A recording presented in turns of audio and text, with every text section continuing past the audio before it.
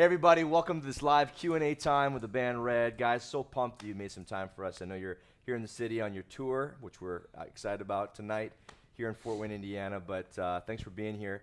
Been taking some questions from your fans all around the world, and you know, your fan base absolutely loves you, and they're really excited about this tour you're on currently with POD. The question that they're having about the acoustic experience.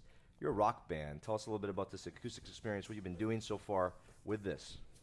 Something we decided to do a couple of years ago was like, how do we connect with our fans more? And I think that this is kind of one of the things we do too. You know, we reach out to our fans a lot, and we're like, how do we get a little bit more intimate with our fans rather than just kind of looking at them in the front row? And we're like, let's invite a couple people on the bus and play them a song.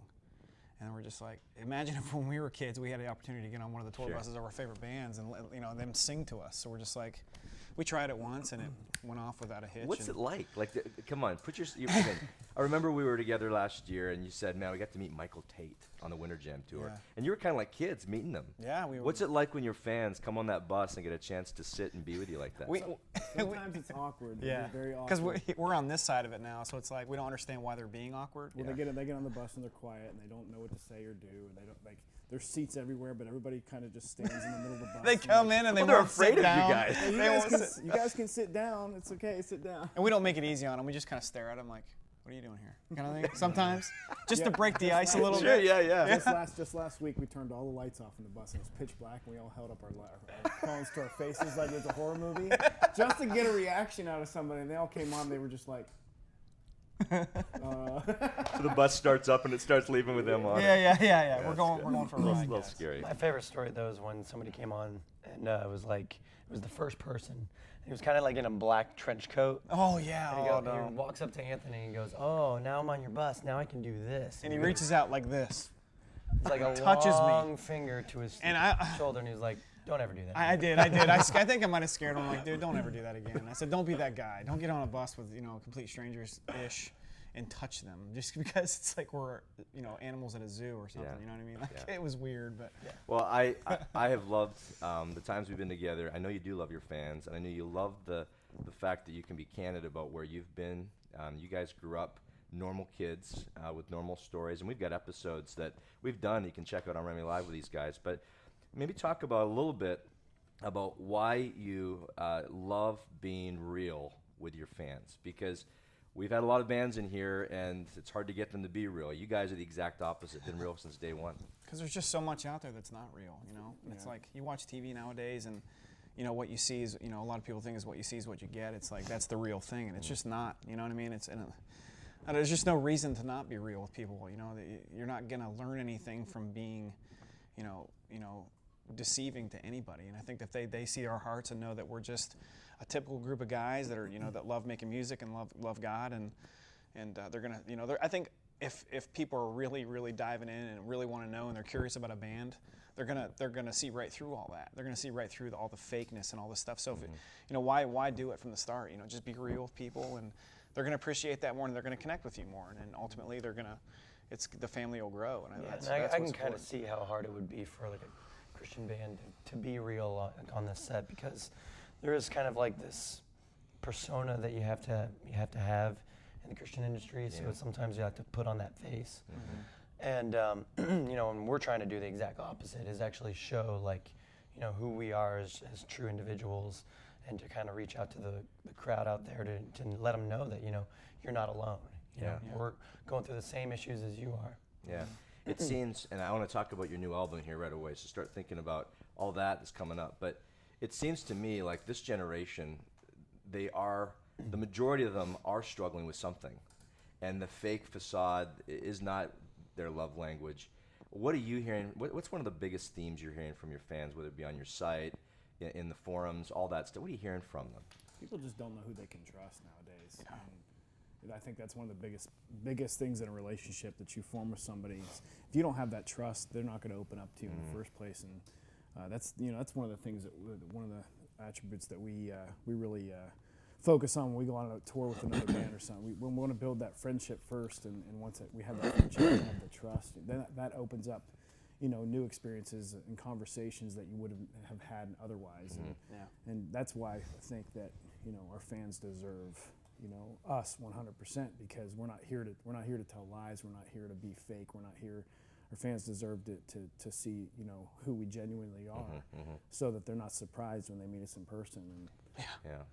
Well, is it trust thing because of they felt abandoned? Like, is this like mom and dad splitting up, or?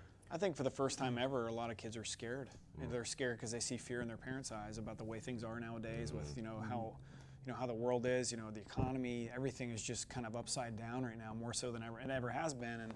And we see it every day. We're out there with thousands of kids and see just kind of this doe-eyed look, just like, where do I fit into all this? And where, my parents are, they're really struggling and they're scared and they're nervous about, what's going to happen and, ultimately how our families are going to end up. And, seeing that's difficult for us because, we're going through it. We're trying to feed them. We're trying to feed them with inspiration, and it just becomes more of a responsibility on our part to do that. And it's when we were kids, mom and dad were they were Superman and Superwoman. They were to nowadays, like kids are freaked out. They're scared, and that's not a good place to be, especially because you're so vulnerable when you're growing up.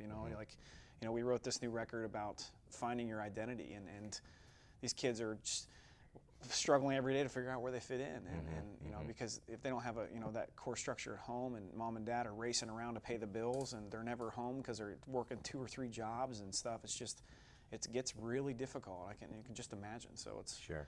Well, your music has always has an anthem of knowing as we talked to someone here in the chat who's going to have a question for you in a bit.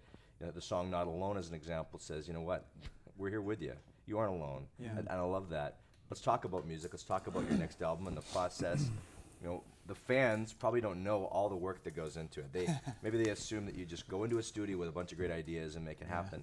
Kind of walk us through what an average song, and maybe there isn't an average song, how long it takes to actually put it to CD, to track. It's always been a labor of love with this band. We like to think every idea is a good idea, but they're not. Our writing process and recording process starts the day we hand in. Like when we turned in record 3, we started working on the next record, just because I think the music deserves that. Like we don't, our second record, or our third record cycle kind of snuck up on us, and we were in the middle of a heavy touring schedule, so it was difficult for us to kind of navigate through getting the songs prepared for the record and stuff. But Red, we invested a lot of time and effort into making all the things that we need access to make great music on the road. We just started doing that a lot, and we've been writing for this new record since September, October last year. So it's we're heavy into it, and we got it. We'll probably start tracking here at the end of the summer and turn it in, and then we'll release it February, March of 2013. So The most difficult thing about writing songs is writing songs that connect with somebody on an emotional level. To meet somebody where they are is one of the most difficult things to do, I think, that we'll ever do as a Okay, band. I'm going to stop you there. Don't punch me, Randy. But there's an entertainment value that most musicians want. It's that uppity tune that's going to make them some money. But you're saying one of the core values is a song that's going to connect with them emotionally. Tell us more about why that's important to you guys as a band.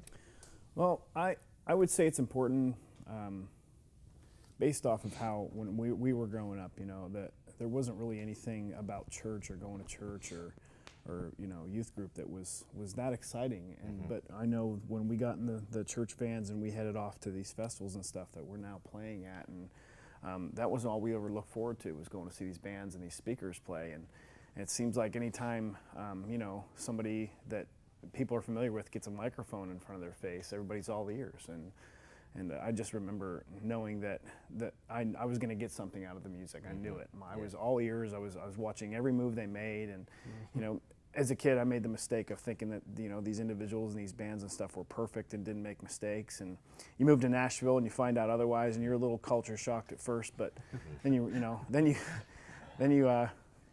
progress as an adult and you realize that it's not a perfect world and that we live in, and nobody's perfect, and you just move on with things after you realize that. But I think it's important because that someday down the line, the kids are going to become adults, and they're going to remember that connection that they made, and that's it's going to help to shape who they are. Yeah, absolutely. Well, let's get a little light here. We're in the middle of March Madness. The NCAA AA tourney, Last night we watched our own IU get knocked out, so there's lots of mourning in our fine state. Who are you cheering for? Morning. We had It's funny, we man. had a tough month. We're all college guys. We all went to school. Randy and I graduated from Penn State. Mike went to West Virginia, and we were big into sports, big time into sports. Let's just be frank. We still are, but Can we do that, Clinton? Yeah, I love Frank. We don't get into NCAA. we don't like college basketball. It's all about If you're not tackling each other, you're It's not all about the interested. NFL. It is. It's all all about the football. Well, then for let's us. go there. Yeah. Peyton Manning I recently couldn't even. I signed. couldn't even tell you who's in the Final Four. I couldn't even tell you. Unbelievable. This I don't just even in, care. folks. I don't This even just care. in. Probably Duke. Probably I don't know. No. The usuals. No, Well, so there far you we're go. Not, we're not doing too well. I It's don't all right. care. But you guys are huge football fans. Yeah. You know, obviously, and again, Peyton just signed. We this is big news in our state.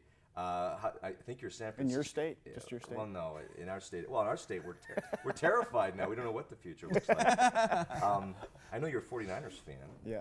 He's talking about going there. Mm-hmm. Now he's a Bronco. What do you guys think about that? He likes horses, man. I know that. He You does. see this, the One Colts horse or to the the Broncos. other. I don't know. I think he likes John Elway better though. Yeah. No, I think John Elway has a That man was a crush. I think that was a big part of why he went to the Broncos. Yeah, I was frustrated because Peyton's a Tennessee guy. Yeah. You know, Yeah. our that's where we're from, Nashville, and our hometown was just freaking out that he came and met with the Titans and went to the facility. Was Yeah. there for 6-7 hours meeting with them. We thought we had a pretty good shot of bringing him to our state and putting him. Not We gonna had 2 days off while that whole Drama. press conference, everything Yeah. all happened, and we were glued to the Yeah, TV. just Me and my guitar tech Brandon, we're big sport, we're huge in the NFL, and we were just on the couch, just locked, and we're watching history right now. Like Peyton Literally. Manning is literally one of the most amazing football players ever to Yeah. step foot on the field. Yeah. So it's I really didn't really care where he ended up. Back to the Niners. They had an incredible season last year, and I felt that even without Peyton, I think it's going to be another great Good year. year because Jim Harbaugh came in and had a very small offseason to get them ready for the season, and they ended up making. See, the he NFC brags about championship that, but game. Tennessee had the same thing.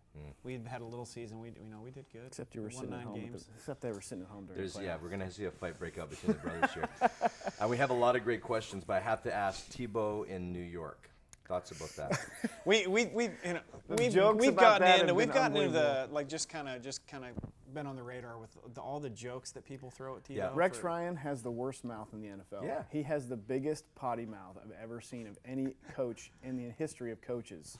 And of course, Tebow, he's a straight-laced guy. I saw this Twitter feed that said Tim Tebow had his first conference call with Rex Ryan, and he was horrified.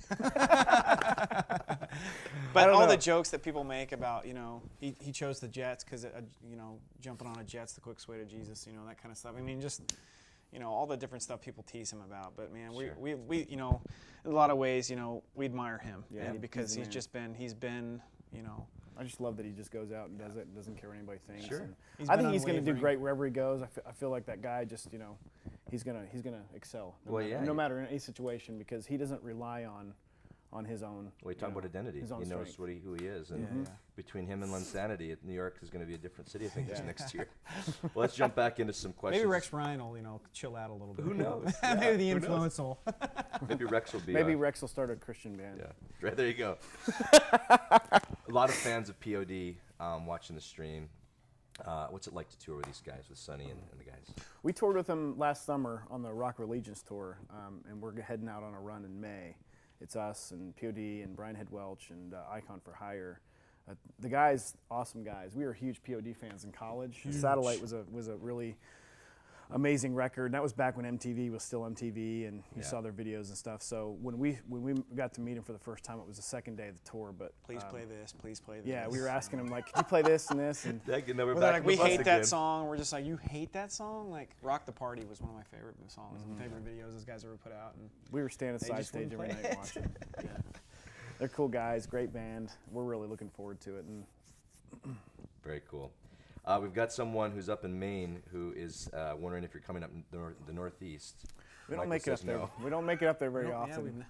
we've played every state in the We never United go to States Maine, except we never for go Hawaii. to Florida. We never go to Seattle. You guys ever go to Canada? We've been to Canada, Ish. yeah. Ish. We're on Canada on this tour, it feels like. I think Maine is like the least. Yeah. We've been there Unfortunately, once, yeah. maybe twice. Probably once. Yeah. Sorry about that. Sorry about that. All right. What's it like to tour with Nine Lashes? This is a band that's with you guys right now. You'll be on the stage with them tonight. Is that We like feel like we're kind of daddies and mentors to it. They're a very you young are. band. and Absolutely. we see a lot of the things, you know, as you know, being a young band, you know, and it's their first tour ever, and I think that they've been thrown into the fire in a lot of ways Yeah. with the whole touring experience, and I think that you know, our goal as a band is any band that we take out and host, you know, on a tour is that they leave having, you know, honed in on their craft and become a better band and just a better ministry and just overall just, you know, their tour etiquette, you know, a lot of things. I mean, on the road, you know, when you're a band, you know, on a tour, there's things, there's just, you know, the motions you go through, and we you know, our hope is that they've learned something from us just by watching us, and I think they have.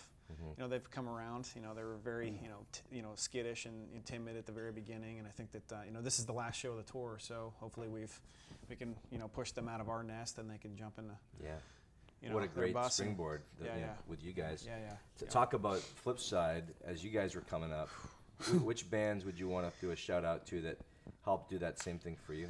I think Seven two- Dust yeah. was our first one. Our very that? first. Band Well, Seven Dust. and, before that, was, we went out with Spoken. Okay. For a 2-month tour. It was our very first tour ever, and like all the mistakes that he's talking about, the Lashes guys making, we made too, and you know, we that was nowhere near the scale of the tour that we're on now or have been on since then. So we had a gentle learning process, but those guys were great mentors to us. It and wasn't gave us so a lot gentle of with advice. it. I remember when we were on 3 Days Yeah, Grace it tour, wasn't- that was pretty. That was It wasn't too gentle of a process in the mainstream No. world. Yeah.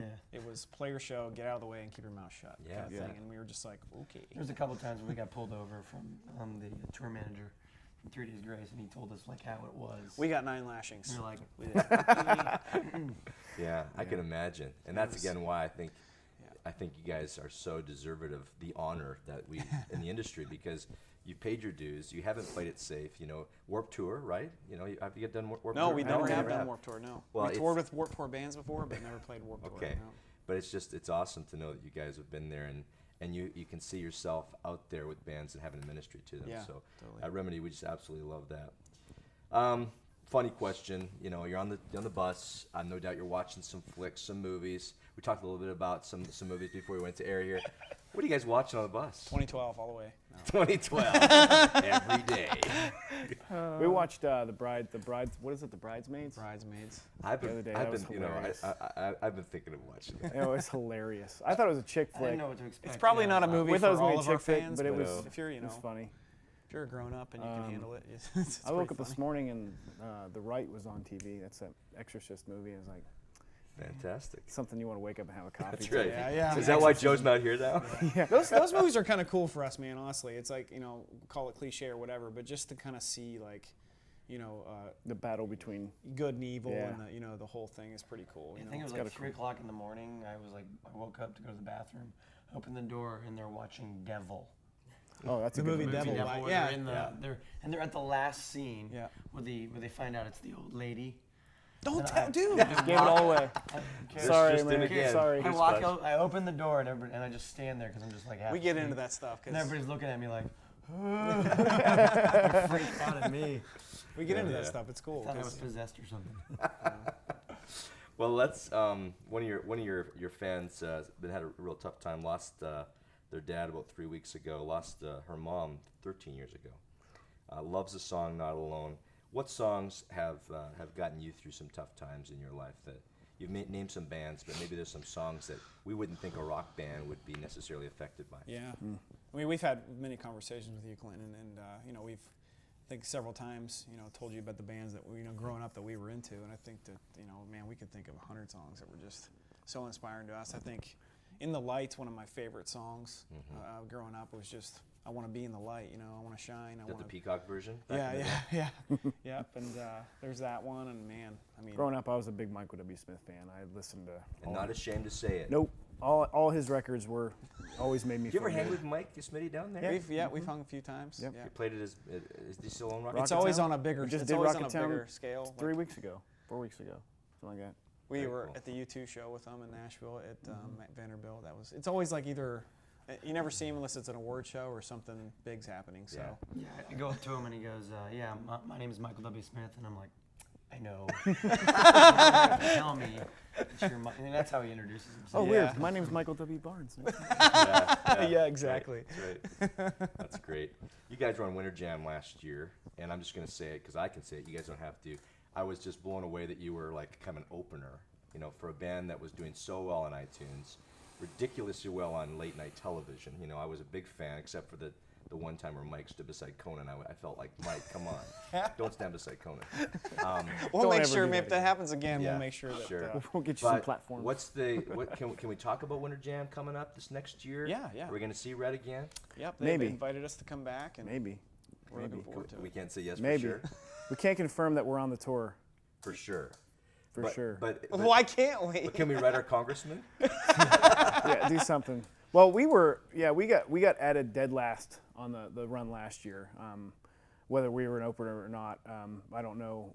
But I know that because we were added last, there was really no slot for us to be in other than that one. And we were happy to do it. It was a tour that we'd been trying to get on for a couple of years. And We kicked it off. It was I fun think every night. the folks were a little unsure about us at first, you know, having watched our videos and things like that.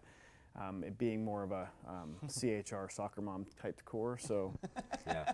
But we got on there and you know, we thrived. It was great. We had, I mean, in love with the people that run that tour and the bands. It's just a great sense of community on that tour each and every day. Everybody's rooting for each other, and just I think at that point in our career, we'd done about 95% of our touring was mainstream, and I felt like as a band we needed that tour to have some sort of spiritual refreshment because. We hadn't been on anything like that ever in our career. We went straight into the mainstream, and you know, we just each and every day you were being fed by you just being loved on somebody. We had Jam Church, or you know, just sharing conversation with people that you know have been doing Christian market stuff and just our friends in other bands and stuff. It was great, man. We all left that tour feeling refreshed, and we're looking forward to doing it again. Yeah, I'm hopeful. I know we're all hopeful that you'll be on that tour, so we're excited about that. Yeah, But I was hopefully, gonna ask you- we'll be there. Yeah, I was going to talk. Have you Can't talk confirm. A little bit about, can't confirm. I don't know why you keep saying that. Well, we will try and confirm that sometime soon. But with Jam Church and all that goes on, I don't think the average fan that attends that tour realizes all the neat things that go on. Yeah. Ministry to the bands. Yeah. Imagine sitting 5 feet away from the David Crowder band and them leading worship. Yeah. It's pretty amazing. In a back room. Yeah. You know. Yeah. Very cool. Yep. Love it.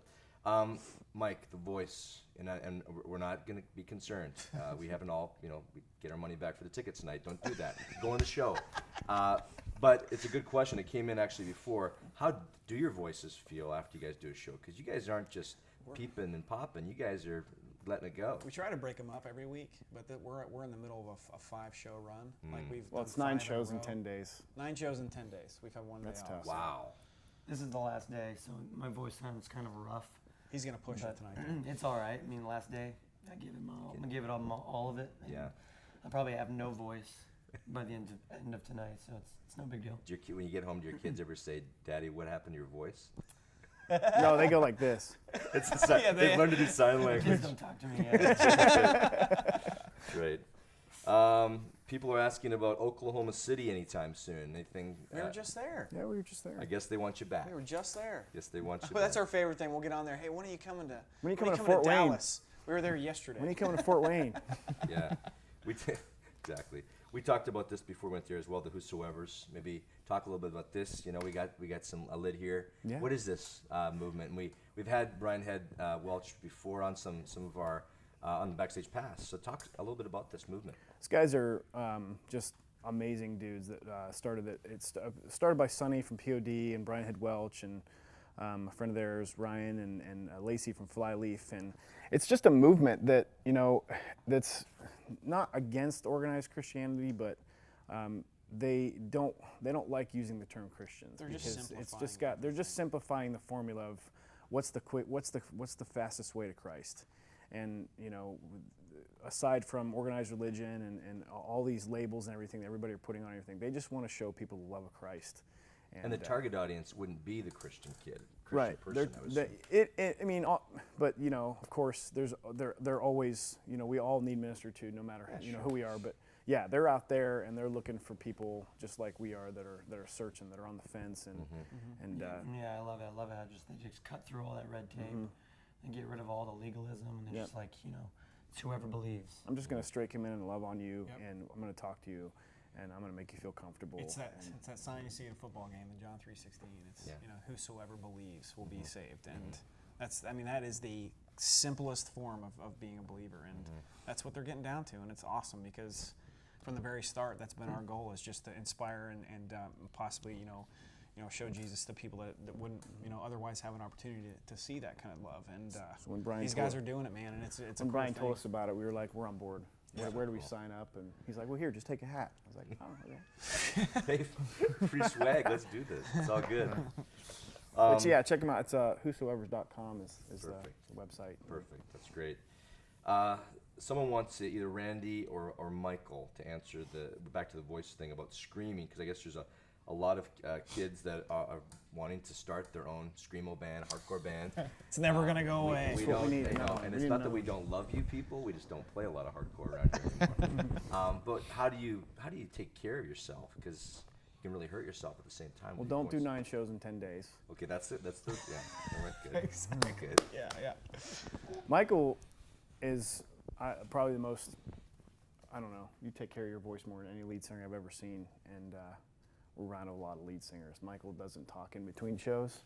So it's one less person in the middle of a band argument to deal with. Mike just kind of, I want to play this That's tonight. right. I want to play this tonight. What is Mike going to play? yeah.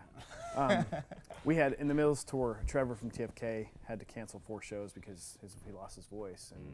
And I would say that, Michael, the reason we were able to pull off these grueling tour schedules is because of how disciplined Mike is with his voice. Me, I'm not so disciplined, but I'm just the background guy, and I back up the screams and stuff like that. We each have our own technique for screaming. There's hundreds of how-tos and all that stuff out there. You just got to find one that works for you, I guess. Sure. But Sure. One last question, and I've got one. I got one stored up for you guys, but here it is. They want to know what the most awesome thing you've ever received on tour from a fan. And knowing the That's crowd. totally easy. Yeah. Okay. What is It's very easy. It just happened to us in California. We actually got a phone call from our manager and found out that there was a young boy with congenital heart problem that wanted to meet us from the Make-A-Wish Foundation. And I mean, if you know anything about Make-A-Wish, these kids get the opportunity to meet the president. They get to meet Michael Jordan. They get to meet anybody. And Paul it's- Tuttle Senior from Hulk Hogan, American Chop, Chop. whoever, but the opportunity to meet this little guy. He was 5 years old, and since he's been old enough to understand music or even know who we are, he's wanted to meet us. That's and his so name was cool. Ezekiel, and they called him Zeke. And his mom showed up. It was in Las Vegas, and his mom showed up, brought him to the show. And the Make-A-Wish Foundation, all those people were there, and they brought him to the show, and it was a bit of a tearjerker because the little guy's 5 years old. and Randy's got a 5-year-old son, and just to he's been see through 13 surgeries. this kid's been through open heart surgeries. Wow. just He's had a stroke. Showed us all the scars. I mean, just to see what this little guy's been through already so early in life, and to all the technology and the things out there that are available now to prolong someone's life. This guy's, they've used everything. They pulled out all the stops, and he calls us the scary guys. We thought that was really funny, and we found out why. His first chance to experience our music was one of our videos, and we like to get a little intense in our videos. yeah. It was a video for Death of Me, and we fight. There's a lot of fight scenes in that movie, and he's like, I want to see the scary guys again, and he walked right up to us and gave us all this little hug, and it was just an amazing thing, and it just cool. we pampered the guy from the very start. We brought him up on stage during Joe's drum solo, let him sit behind the drum kit and watch Wow. Joe play his drums. Like he's a little drummer. It's cooler than going to the Grammys. It was by far. The most rewarding thing we've ever done. It was just a really cool thing, just Yeah. to be part of. Okay, well, we are down to our last minute. Real quick, what do you say to the people watching? How about living their life on purpose and not by accident? Give them a challenge. 30-second challenge. Well, you're not here by accident. You're here on purpose, and Christ knew you before you were born, and we fully believe that. So, just be comfortable with who He made you to be, and move forward in a positive direction. Don't pay attention to all the crap the world has to offer you. Amen. Thanks, Randy. Guys, thank you. We love our friendship with you guys. We love what you do. We love all the music you make, and I know you guys do too. So thanks for taking some time to be with us in our live event check out these guys wherever they might tour, their new album coming up. And again, if we can help you, talk to one of our Soul Medics in the chat. That's what we're here for. We chat, we listen, we love. Again, thanks so much for watching. You've been with us at RemiLive.com.